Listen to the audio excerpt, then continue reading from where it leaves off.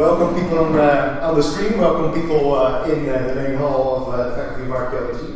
It's lovely to be with you again as Value. At the moment, which we cannot show you because we're not touching our webcam because we've had enough of the technical problems today. Aris is on the laptop, he will join us later as one of the discussants. Klein, our very own Megalithic, which is also not visible on the webcam. I think it is. Oh, you think it is? Alright. It's a widescreen. It's also, he's going to be your driver of the Value time machine today, and we'll be taking the time machine together with some experts. And these folks, maybe you can introduce yourself to the people here in the main hall, as well as the people on the screen, the 2 or 3 that probably are watching right now. Hi there, I'm Andrew Sorensen. I'm a Human Origins and Material Culture Studies PhD student here at Leiden. I guess my specialties are Neanderthals and fire use. So I guess since this is late Paleolithic, Mesolithic era, that's why I'm on this couch. For sure, and especially because there will be lots of fire here. We're playing, by the way, you should know this already, Cry Primal. And we have another expert with us today, Ivo Verheijen. Can you also briefly introduce yourself? Hi, I'm Ivo Verheijen. I'm a master's student here at Leiden Archaeology, and I'm specialized in megafauna and Paleolithic archaeology. So. Alright, well, we'll also have plenty of megafauna today in the Cry Primal. I guess before we start playing, maybe a commercial message. We are running at the moment, we are running a Kickstarter because we are trying to get a book published. It's not so much for people in the hall, but maybe for those who stream or maybe those later on YouTube. We are in fact only 25 euros away from our goal, which could be that we're actually going to make our goal while we're streaming. We don't know. Okay, we will see this. Anyway, anybody who's listening, chip in. What is the book about? The book is about the interactive past. It is in fact about the conference that we will also be doing very soon here at Leiden, the 4th and 5th of April, and a public service announcement for that. For everybody in the main hall who hasn't registered yet, and everybody online who hasn't registered yet, we will close registrations on next Monday, which is Monday... 20-something. 20-something, Monday.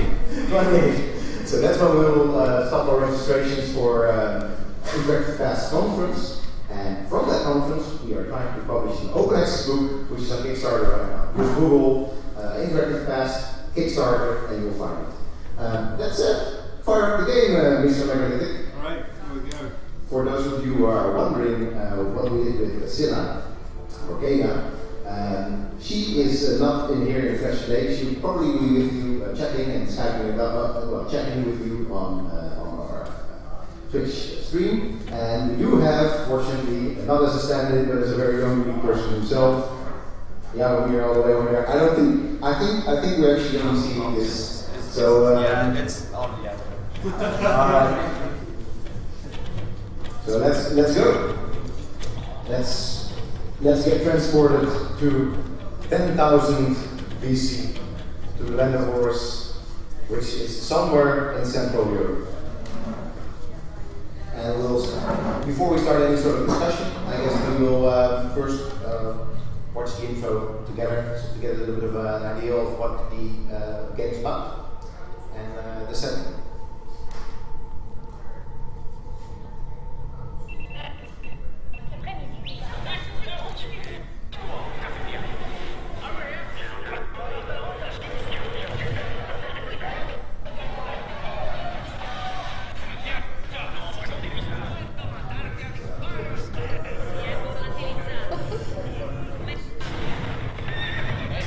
There we go. All the way back.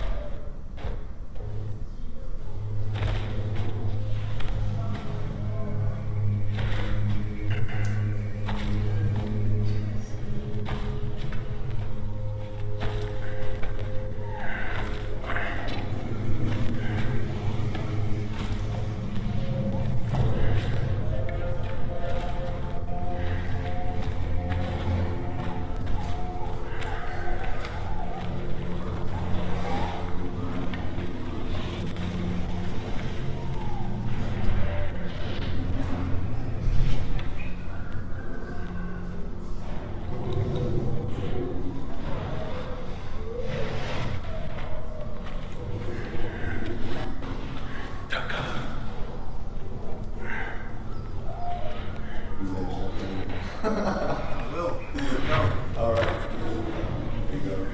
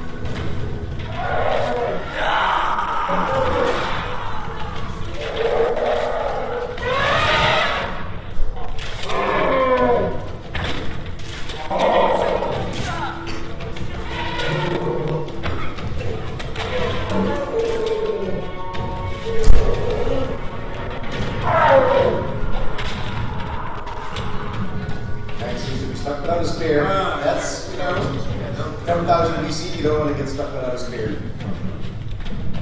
There you go.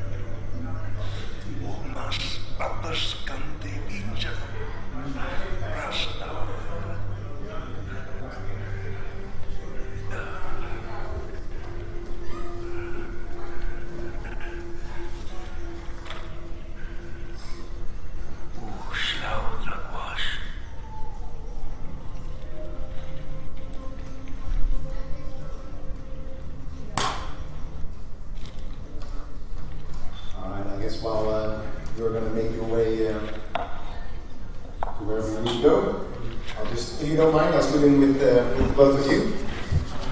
So, boys, To recap, we've an introductory movie. We've seen. I guess they were setting up 3 different tribes. So the Wenja, the Izili or the Izila, and the Udan. And we are a member of the Wenja, but that's just to give a little bit of context there, because now at the moment we're all alone.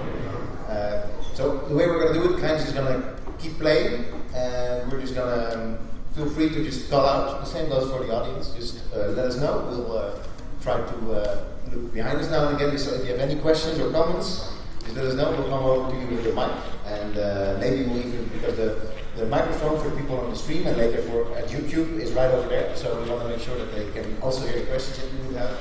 But to start off, first thoughts, boys, from any of you. What any first impressions? Well, that was going to be a pretty quick game when you fell down. It was Yeah. I guess for a starter question, can you tell us a bit more about the region that we are going to be walking through here? What do we have a rough idea of where it is in the world? Just give us the layout of the land if you could. Right. So the layout of the land that we'll be playing in, right now we're still outside of the main map of the game, but the land we'll be playing in is Oors, which is in Central Europe. I'm not exactly sure what nation it's supposed to be in, but in Central Europe, somewhere 10,000 BC. So what does that tell you? Not a paleobotanist, of course, but... Before we got here, I did try to peek at a few things, and I guess one thing I was interested in was the fact that, I guess, in the very northern part, there's still remnant of glacier, correct? So which would lead us to the assumption that this region would be recently glaciated within the past, so many thousands of years. And it seems very angular and craggy to the landscape that has been very recently glaciated. And I'm going to be nitpicking. Yeah, no, that's good. That's why you're here. But it seems there's a lot of very large, well-established trees. I guess maybe Evo's being the animal guy. Maybe he's also maybe he's better with the floral side of things. And how quickly would you expect these large, sort of more temperate trees to be colonizing the land that is within walking distance, a few days walking distance, I guess, of glacial territory? Yeah, I think it would depend if you are in a refuge lab or not. Because you're in Central Europe, we know some of the trees may have survived out there within the natural regions. So I think it would be possible, but I have some more complaints about the fauna. All right. We'll get to that. Yeah. There we go. We're already going for the complaints because you've been face to face with mammoths, and it wasn't anything like this.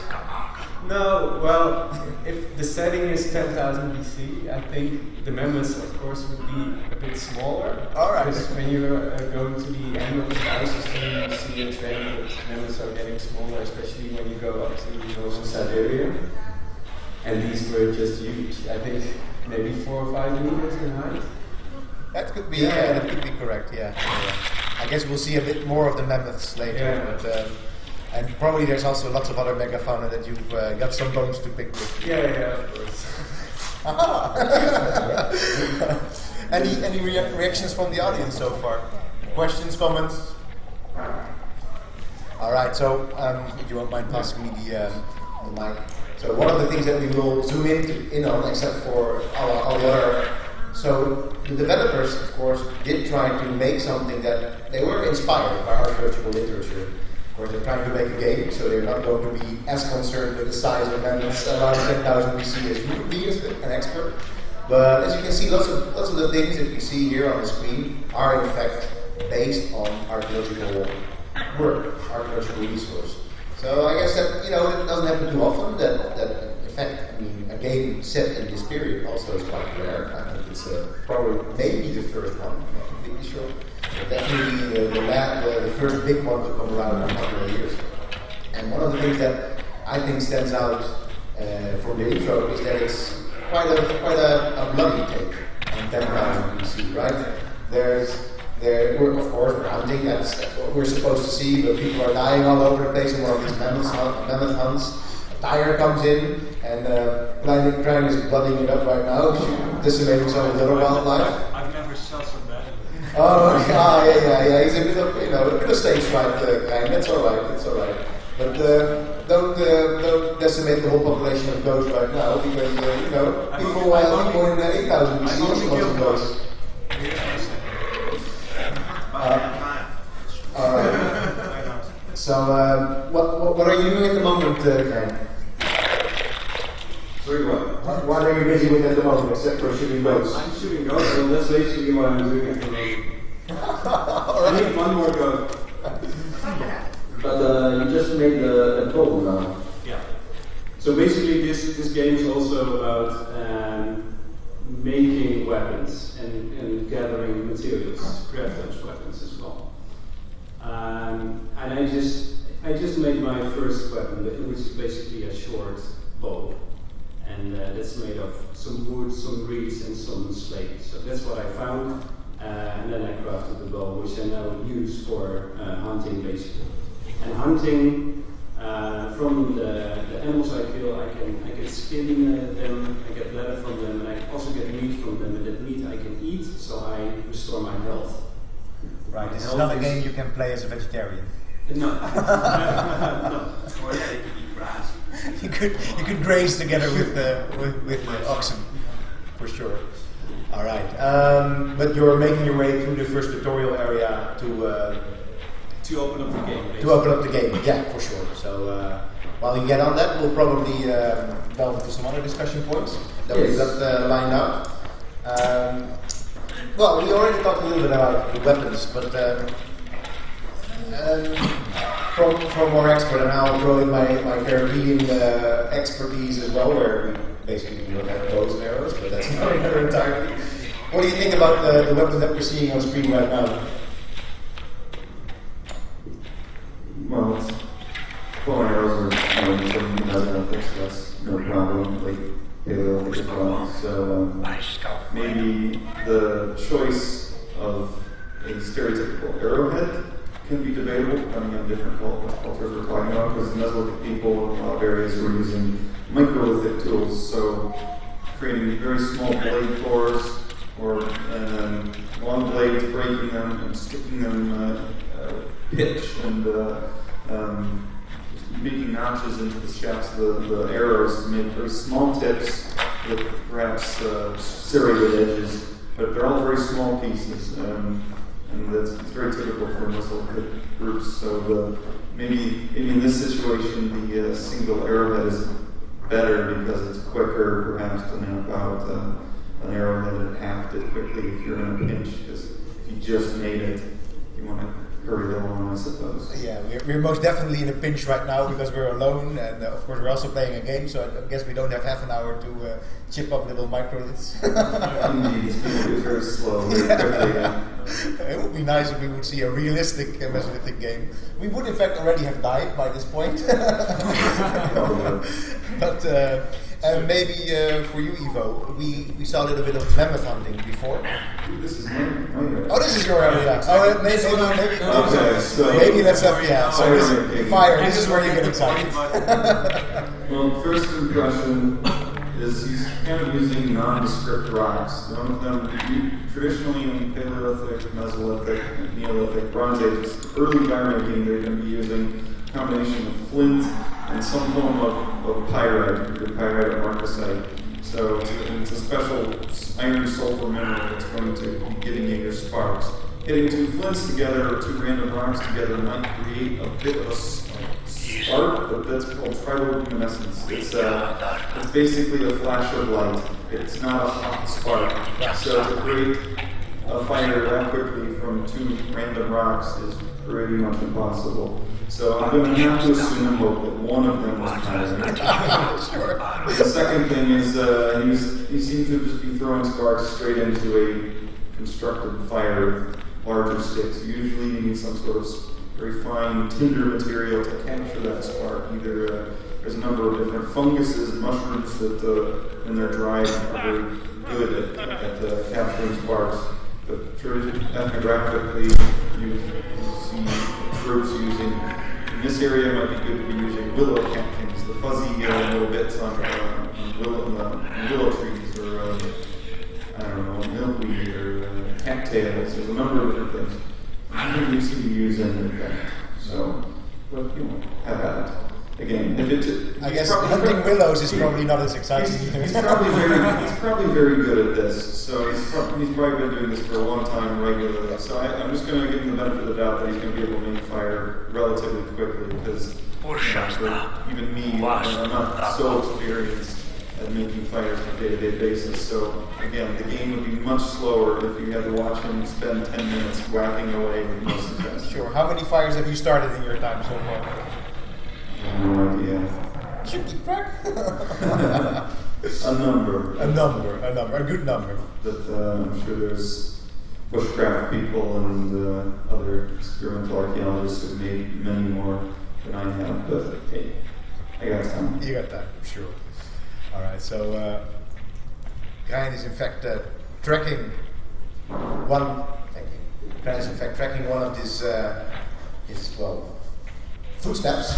So this is another thing in the game, which is, I guess, is also not really authentic, but it does help with the gameplay. Is this allows you a few things about his class? Like what is this guy?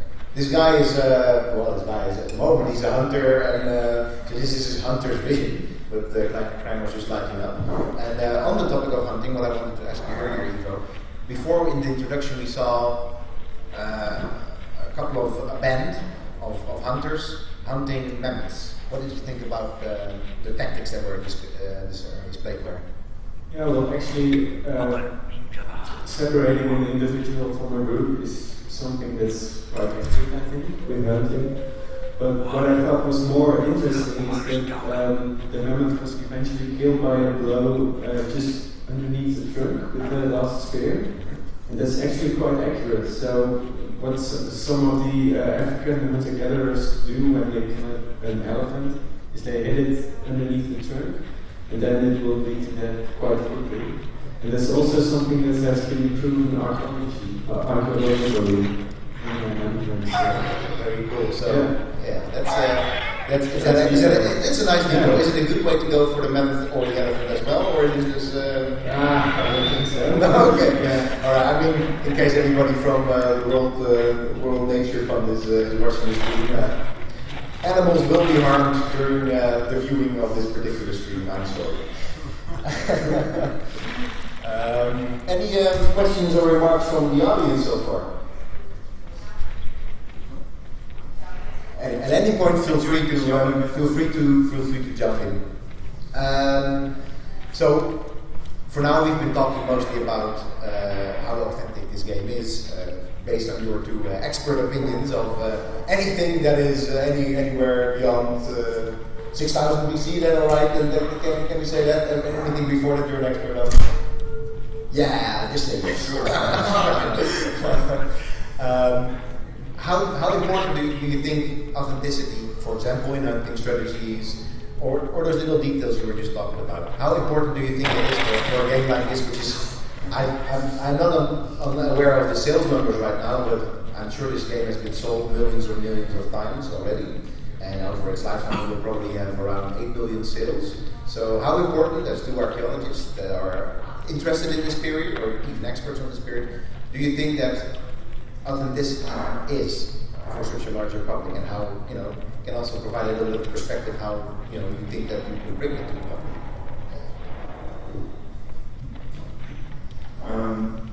I think since the large majority of the people who are playing this game are archaeologists, you can't get too tied down every fun detail because you want to keep it fun and interesting. So I can suspend my disbelief for video games and movies. It's okay. But I think these little fine points like Ivo mentioned, if somebody is familiar with these more small aspects of of the game and the archaeological correctness, they will appreciate it more because they will pick up on that and they will enjoy that quite a bit, I think. And it's also, there's some teachable moments, I imagine, along the way, I would hope.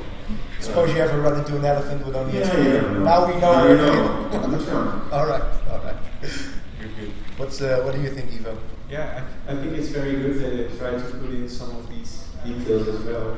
That it's because I think you can reach a larger audience with these type of games instead of just a book. And if you keep it rather authentic, you can also create some interest in this career as well. Maybe if people read up on it afterwards. You can also get some better press, I think, from archaeologists if, in this sort of setting where we are, as archaeologists, watching this, commenting on it. These little points are going to be something that people will be more interested to talk about and more willing to talk about on a public forum than all the problems, because I think we kind of accept the fact that video games aren't going to be super authentic and all the time, and that there's always going to be more problems than not, I think. So when you do have this attention to detail, you're going to be more likely to say, oh, well, here are some really nice points about this game, and that's going to get a few more people to buy it, I imagine. Sure. So how interested would you be participating in the creation of such a game? Do you think that there is room for archaeologists to take into these games and take developers like produce something more authentic or something more accurate? Or do you think it's something that might be done by the developers? Well, I think,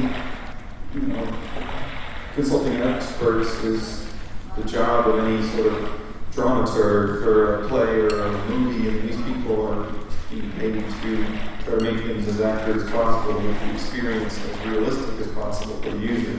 So I think it is worth that little bit of money and effort to hire professionals to weigh in on these little bits of little bit of minutia here and there to really create a more authentic, as authentic as one can get on a screen type of video game situation. So yeah, have that.